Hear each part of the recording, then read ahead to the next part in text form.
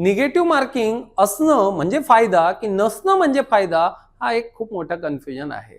लक्षात ठेवा, जी काही महाराष्ट्र गव्हर्नमेंट सध्या सीईटी घेते, मग ती एमसीए साठी असेल, एमबीए साठी असेल, बीबीए बीसीए साठी असेल, या कुठल्याही सीईटीला सध्या निगेटिव्ह मार्किंग नाही आहे. आणि निगेटिव्ह मार्किंग नसल्याचा धोका सगळ्यात जास्त हुशार विद्यार्थ्यांना असतो, कारण बाकी जे विद्यार्थी अभ्यास करत नाहीत त्यांनाही 80-90% सहज मिळू शकतात, तुक्के के दम पे. आणि तुक्का मारणारे हे विद्यार्थी सहज 12वीत खूप कमी मार्क असतात आणि सडनली त्यांना सीईटी मध्ये खूप जास्त मार्क्स मिळतात. तर लक्षात ठेवा, निगेटिव्ह मार्किंग जर एक्झाम मध्ये असेल तर हुशार विद्यार्थ्यांना घाबरायची गरज नसते, आणि जे विद्यार्थी अभ्यास करत नाहीत त्यांनाच याच्यात टेन्शन घ्यायची गरज असते.